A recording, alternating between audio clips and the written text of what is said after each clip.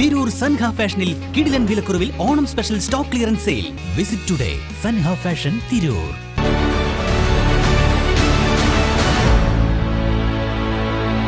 നമസ്കാരം, വെട്ടന്യൂസ് ഓൺ ടൈമിലേക്ക് സ്വാഗതം.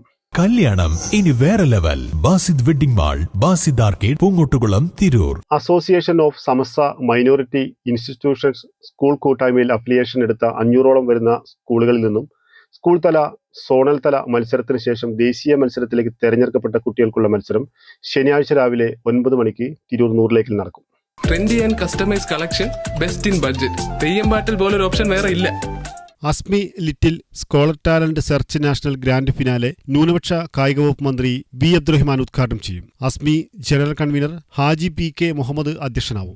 സമസ്ത വിദ്യാഭ്യാസ board secretary doctor N A M. Abdul Khader മുഖ്യാതിഥിയാവും. Samastha manager K Moinkutty master മുഖ്യ പ്രഭാഷണം നടത്തും. നവാസ് സോമശ്ശേരി ആമുഖ പ്രഭാഷണം നടത്തും. കോർഡിനേറ്റർ റഹീം ചുഴലി, കൺവീനർമാരായ അഡ്വക്കേറ്റ് നാസർ കാളമ്പാറ, മജീദ് പറവണ്ണ, റഷീദ് കമ്പളക്കാട്, ഷാഹുൽ ഹമീദ് മേൽമുറി, ഷാഫി ആട്ടീരി, ഷാഹുൽ ഹമീദ് ഹുദവി, കമറുദ്ദീൻ പരപ്പിൽ, സലീം അടക്കര, സലാം ഫാറൂഖ്, അഡ്വക്കേറ്റ് ആരിഫ് പി മുഹമ്മദ്, ഹാബിൽ എന്നിവർ സംബന്ധിക്കും.